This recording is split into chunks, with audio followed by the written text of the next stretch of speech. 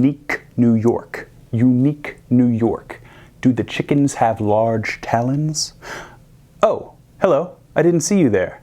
Wait, yes I did. I set up that camera. And that one. Welcome to a very interesting video, I hope. It's unique guitar techniques. These are techniques that you don't see very often in your everyday guitar playing, and these are techniques that aren't all very difficult to do, but they are very interesting to look at and hear. Most of the technique that I'm going to show you is essentially using your picking hand as a mute of sorts in order for some awesome legato to happen on your fretting hand. And I've seen guitar players like Joe Satriani do this, and probably others after him. He was probably the first one I saw do it. But basically it's for high gain situations. So this is my guitar tone.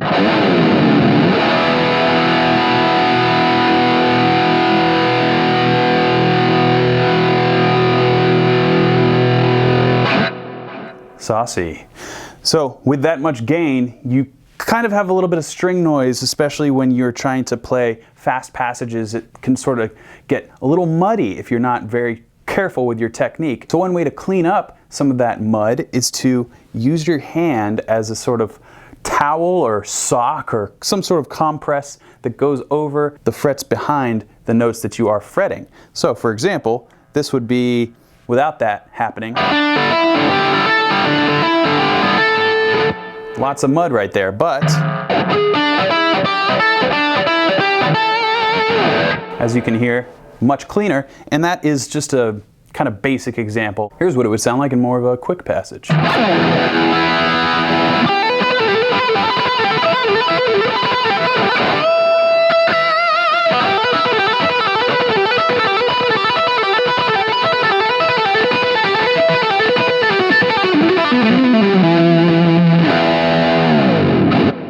So, as you can see there, it totally cleans up all the gain, but still gives you the benefit of all the gain.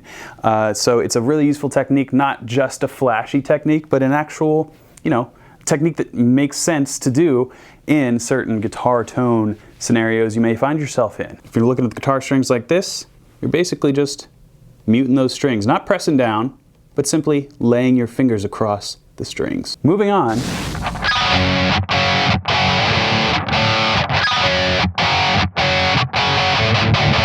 This is definitely a kind of Genting thing to do, I would say, where we rake across a 4th fret harmonic. I would say the 4th fret is a pretty strong one. This is the motion, and this is the sound.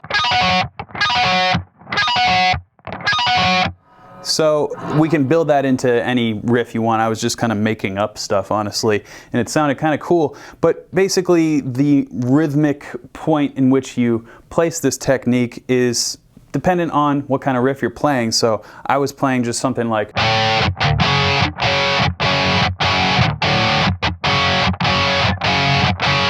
So on any one of those 4th fret hits, I could rake into one.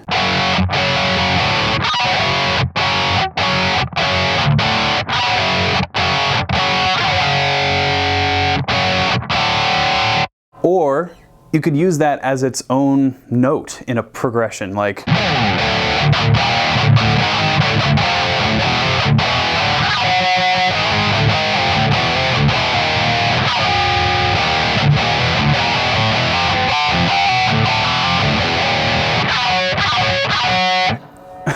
You can get really carried away with it because it's really fun to do. So like I said, the 4th fret harmonic is really a sweet spot. You could also try the 3rd and 2nd frets.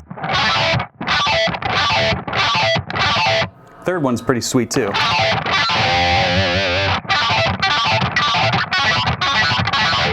Just gives a different harmonic timbre no matter where you put it. So give that one a shot when you're writing your next death metal riff.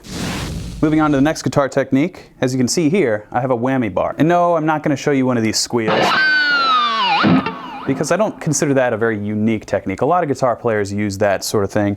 But what they don't often do is take off the whammy bar and use it as a slide.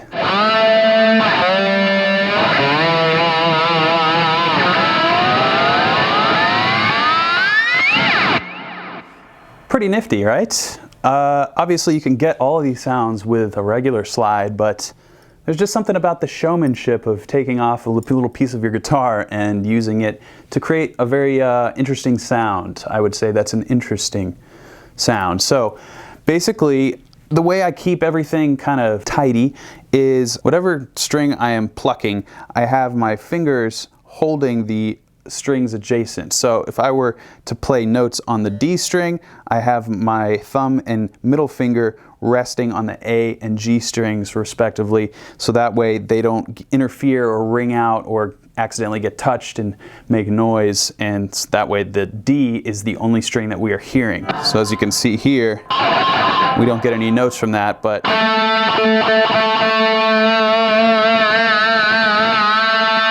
we do get the notes that we want. So it really works anywhere.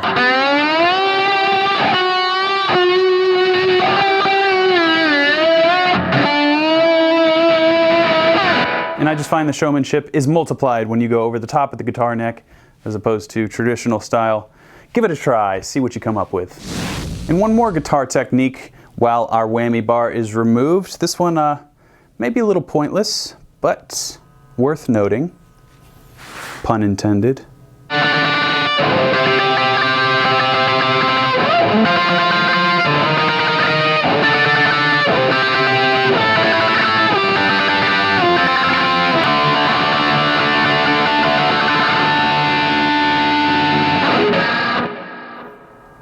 Yeah, like I said, kind of pointless. It actually works better when your guitar is flat like this, so that way this can just stop and its momentum will come to rest naturally.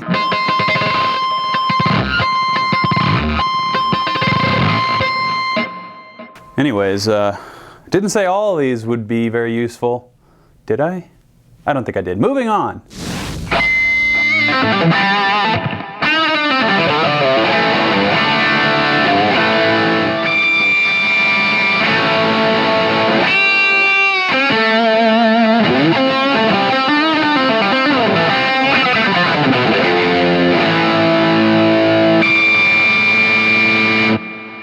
As you can hear, that is a pretty cool sound, and it happens by strumming the strings behind the nut of the guitar.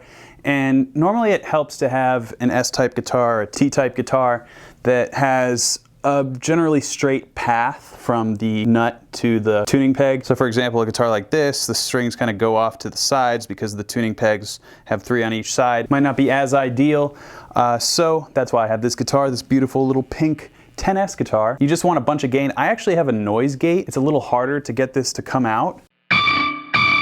As you can hear there, it's getting muted, but if I turn off the noise gate, you can hear that hum now, which is not ideal, but it is ideal for this. Pretty sweet, right? All right, noise gate back on. As you heard, I still am able to do it with the noise gate. I can still get the effect. That's just a testament to how much gain I have dialed in right now. But it's just useful again. That harmonic along with this harmonic, they can kind of function the same way, where you just put them in a riff or you put them as an exclamation point to a lick you might be playing.